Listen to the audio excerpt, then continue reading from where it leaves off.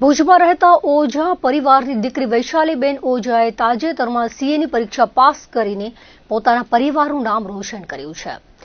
તેમણે કચ્છ ઉદય સાથેની મુલાકાતમાં જણાવ્યું હતું કે સીએની પરીક્ષા પાસ કરવા માટે વાંચવા કરતાં તેના ઉપર જાળવણી કરવી પડે છે. તેઓએ દરરોજ પાર્ટ ટાઈમ જોબ સાથે 4 થી 5 કલાક વાંચન કર્યું હતું.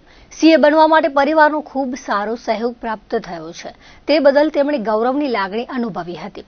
મહિલા દિવસ અંગે વાત કરતા તેમણે જણાવ્યું હતું કે આજના જમાનામાં નારીઓ સ્વતંત્ર રીતે પોતાના વ્યવસાયમાં આગળ વધી રહી છે.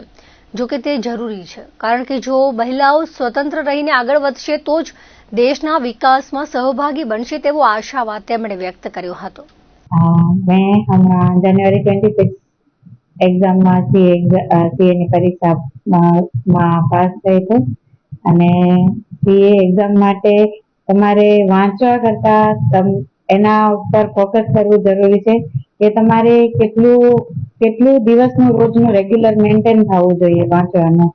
અને હું સીએ બની એના માટે મારા પેરેન્ટ્સનો અને મારી ફેમિલીનો મને બહુ જ સપોર્ટ મળ્યો છે, જે નસીબદાર છોકરીઓને મળે છે. ડેલી હું જોબ સાથે સીએ કરતી હતી, તો ડેલી હું મોર્નિંગમાં રીડિંગ કરતી હતી 4 થી 5 કલાક અને જોબથી આવીને 4 થી 5 કલાક. વુમન્સને અત્યારે ઇન્ડિપેન્ડન્ટ રહેવું જરૂરી છે. આજની જનરેશન પ્રમાણે ગર્લ હોય કે બોય બંનેને ઇન્ડિપેન્ડન્ટ રહેવું જરૂરી છે, કેમ કે તો જ આપણે આગળ વધી શકશું, આપણો દેશ આગળ વધી શકશે.